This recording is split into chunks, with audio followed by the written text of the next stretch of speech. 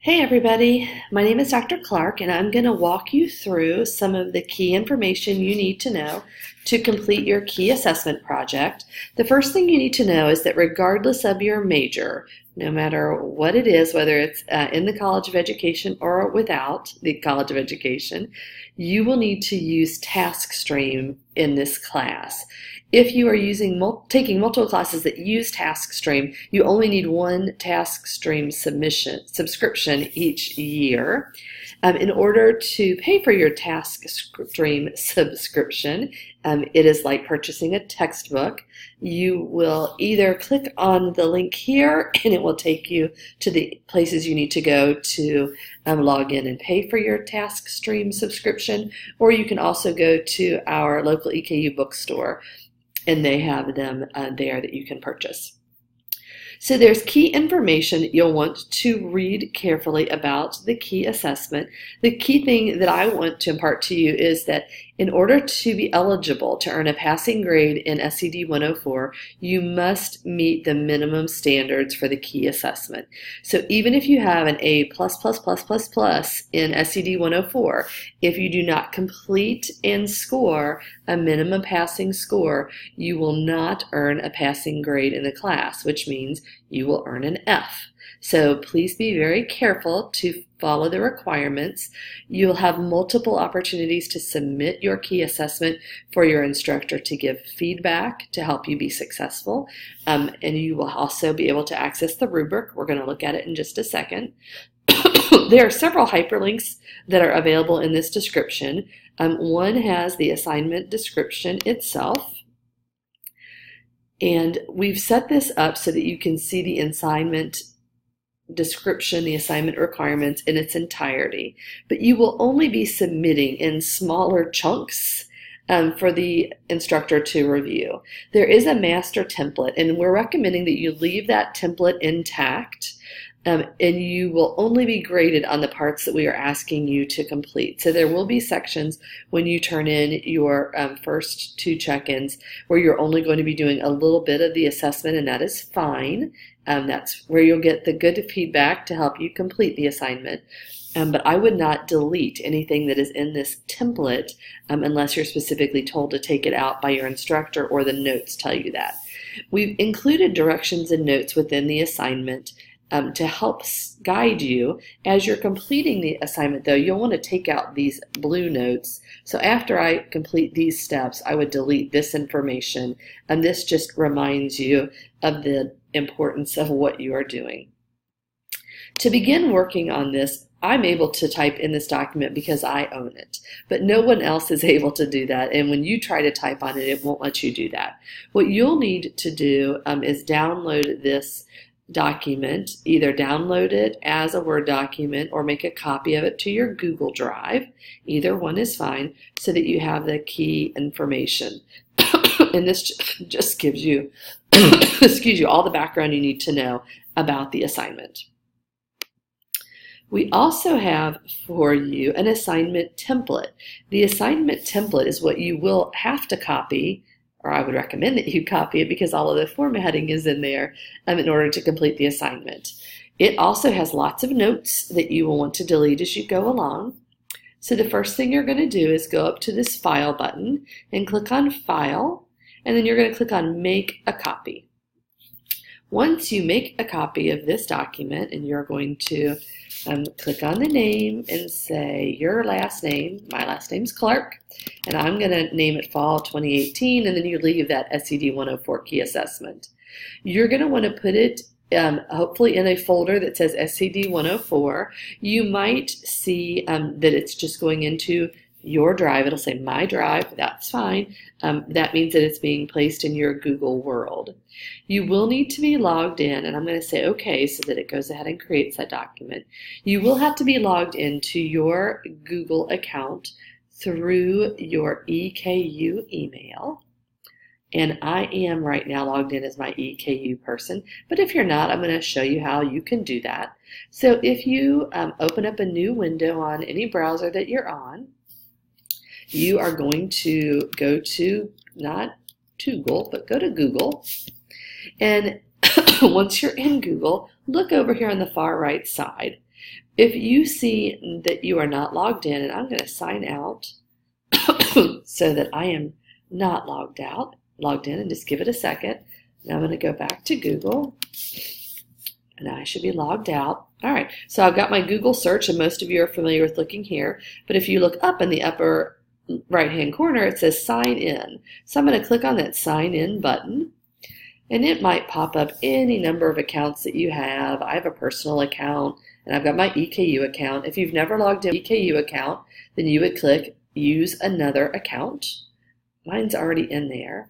I'm going to just go ahead and click on use another account to walk you through the steps. So the first thing I'm going to do is type in my EKU email at eku.edu, and I'm going to say next. And then you're going to say it is an organizational account, and then you are going to be walked through the prompts to use your password and use the right password, and then it will take you into your EKU account. I have a Bitmoji on my account. You will probably just have your initials. If you look next to your initials or whatever picture you have in there to these 9 dots, you're going to click on those. That's your Google Apps access, and click on your Google Drive. For some of you who have never used your Google Drive, yours will be empty and just have a document that says getting started. Some of us have lots and lots and lots of resources in ours, and that's fine too. If you would like, I'd recommend the first thing you do is click on this new button. And this new button takes you to all kinds of new things you can create. The first thing I would recommend you create is a new folder. And you're going to title that new folder SED 104. I'd make one for every class you have. And click on Create. I'm going to click Fall 2018. All right, I'm going to make that new folder, and that way you can put your key assessment document that we just started working on in that new folder. So I'm going back here to my document. All right, so this is my document, Clark, Fall 2018. It says my name, replace with your own name, so I'm going to do that. Note that as I'm following the directions, I'm deleting the notes, so that by the time I'm done, this will just be my document. Now, here's another note. It says what you see on these 2 pages is the table of contents.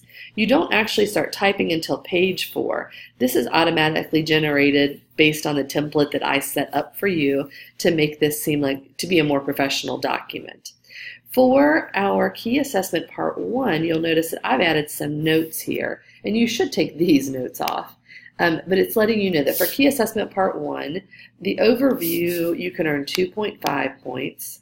For the personal philosophy statement, you can earn 2.5 points, the same for the family partnerships, and the same for multicultural aspects. So you are only expected to complete these 4. Now you're going to notice there's a lot more information here. I would not delete this information. You'll be filling it in as you go through the semester. I would leave it here, but know that you won't be graded based on this additional information until you're taught that content. Now the direction said for me to scroll on down to page 4, and it gives you another note. For key assessment part 1, you will complete the following sections. It was the same thing we saw above. The overview right here, a personal philosophy statement, family partnerships, and multicultural aspects of special education. Thank you, note giver. I'm going to delete that. Now that I know that information, I no longer need to have that note. Oops, I just scooted my content up, and I want this to be on a separate page like it was before. So if you click right in front of the O and say Insert, a page break, so you can put that page back. If I make a mistake, and I said, oh, I didn't mean to do that, oops, shoot, I'm going to click on this back button right here, and it will undo whatever I just did. Now, the first thing that you're asked to do is modify the sentence above to reflect what the reader will find in this section. I'm giving you a really quick version of that. This section must include a summary of the definition or key points, as well as key national and research-based web resources and research-based teaching strategies to support the learning of students with disabilities.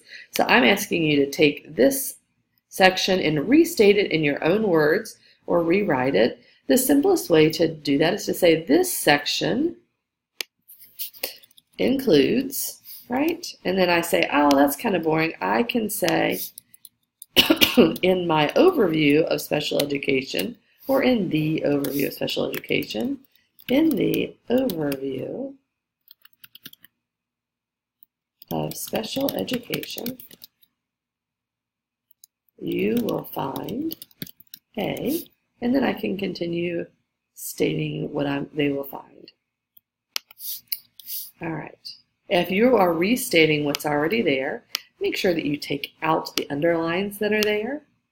And if you'll notice, I've got a red underline or a red squiggly underline. Hopefully you recognize that that tells you there's a misspelled word, and we are expecting you to fix that. Did you mean overview? Yes, I did. Fix the spelling.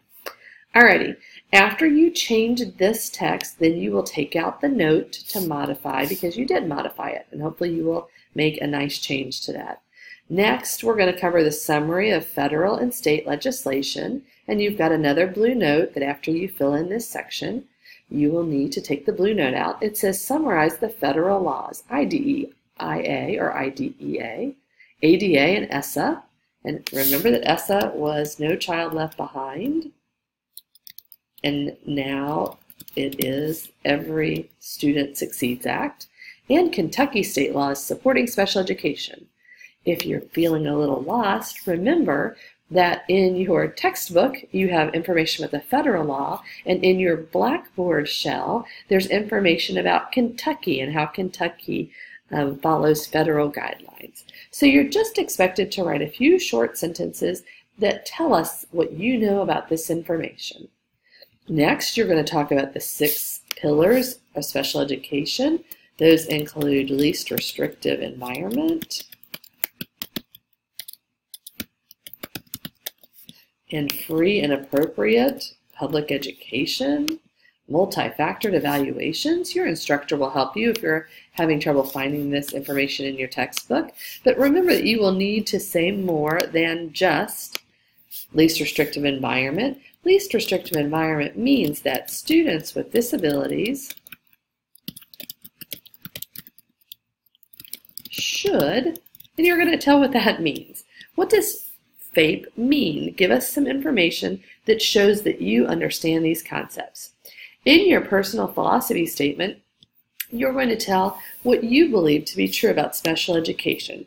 So for example, I might say in my personal philosophy statement, I believe that all students have the right to learn in the least restrictive environment for them, which is usually the general education classroom. Be sure that when you're misspelling words, you're going back to fix those. Professionals have things spelled correctly. Make sure you've got the correct grammar. If you're not sure, right now, Google does not do a grammar check, but if you download this into a Word document, Word will do a grammar check for you. So after you finish your personal philosophy statement, and this should be about 3 to 5 sentences, then make sure you delete the notes. You notice in the notes that I'm giving you a recommendation to make sure you're using professional terms that you've learned so far in the class. So for example, I say, please reference people first language. So that sentence might look like, I believe all educators and students should use person first or people first, the same thing, just a different way to say it, to show respect for every student, for every person. So see, I've covered person first language. Universal design would be good to cover. You could also include in your philosophy statement any of the pillars of special education. After you complete that, you're going to come down and finish family partnerships, telling some specific strategies you've learned to work with families, some websites that you can share, and remember, a lot of this information is either in your textbook. If it's not in your textbook, then it should be in your modules ready for you to look at. The same for multicultural aspects of special education. You'll fill out this section and then stop. That's all you're required to do for Key Assessment Part 1. Now there's more down here, but you don't have to do all this. I wouldn't delete it. Please leave it there. but you don't have to do this until you move on to the next